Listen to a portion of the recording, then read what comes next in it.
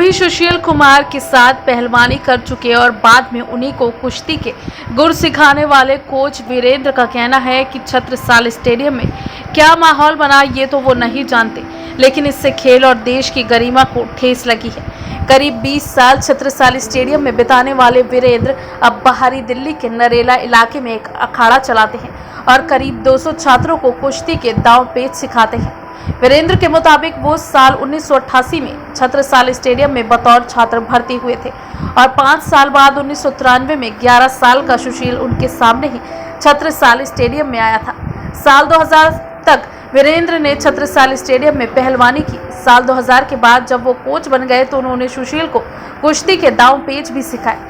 वीरेंद्र को करीब 1.5 हफ्ते पहले पुलिस ने पूछताछ के लिए बुलाया था। दरअसल पुलिस ये जानना चाहती थी कि बाद में सुशील पहलवान के पास कौन लोग आते थे।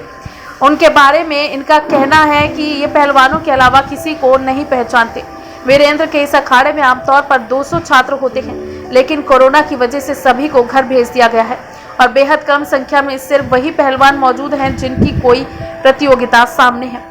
वीरेंद्र का कहना है कि प्रतियोगिता जीतने के बाद सुशील अधिकारी बन गया, फिर उससे इनकी मुलाकात कम हो गई।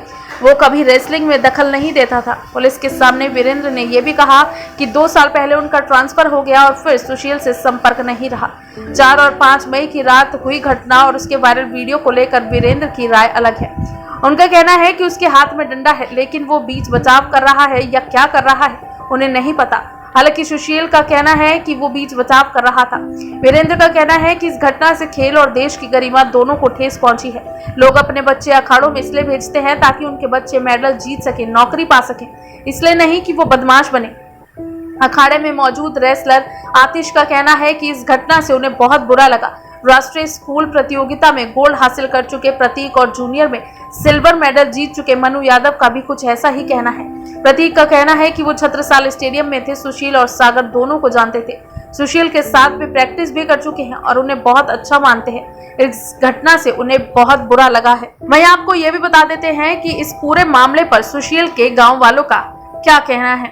दिल्ली के बपरौला गांव के रहने वाले ओलंपिक पदक विजेता सुशील पहलवान पर भले ही अब किसी की जान लेने जैसा संगीन आरोप लगा हो, लेकिन गांव के लोगों को इस बात पर यकीन नहीं हो रहा है। बपरौला गांव के लोग सुशील पहलवान की शालीनता की बातें बताते हैं, जहां सुशील पहलवान हमेशा बुजुर्गों के पैर छूकर आशीर्वाद लेता था। गांव के लोग कहते हैं कि सुशील कुमार मेहनती है और सादगी से रहने वाला व्यक्ति है। वहीं गांव के लोग सागर धनखड़ के प्रति संवेदना भी जाहिर कर रहे हैं, पर सुशील पर लगे आरोपों पर स्तब्ध हैं। सुशील पहलवान और उनकी पत्नी भले ही गांव में रहना छोड़ चुके थे, लेकिन अब भी उनके माता पिता और परिवार के अन्य सदस्य बापरौला गांव स्थित उनके घर में ही रहते हैं। पूरा गांव उनके परिवार की शालीनता की बातें करता है। सुशील पहलवान के घर में माता पिता के साथ 2 भाई और 2 भाभियां हैं। गाँव वाले सुशील पहलवान के पिता को एक हंसमुख और मिलनसार इंसान मानते हैं। गाँव वालों के मुताबिक सुशील पहलवान इस गाँव में 14 से 15 साल तक रहा है। सुशील पहलवान की प्राथमिक शिक्षा घर के पास के प्राइमरी स्कूल से शुरू हुई और गांव के सीनियर सेकेंडरी स्कूल में खत्म हुई।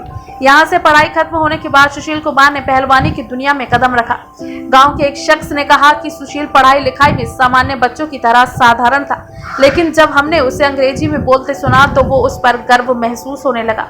वहीं जब सुशील कुमार ने ओलंपिक मेडल जीता, पूरे देश ने उन्हें जैसा सम्मान दिया वैसा शायद ही किसी को मिला हो। अब जब सुशील कुमार गंभीर आरोपों में घिरे हैं तो लोग इस कांड पर स्तब्ध हो गए हैं। लोग सागर धनखड़ के प्रति संवेदना भी जाहिर कर रहे हैं। गांव के लोग इस पूरे मामले को अलग अलग पहलुओं से देख रहे हैं। उन्हें पुलिस पर भी संदेह है। वहीं कुछ लोगों को शक है कि सुशील कुमार को किसी साजिश के तहत फंसाया जा रहा है।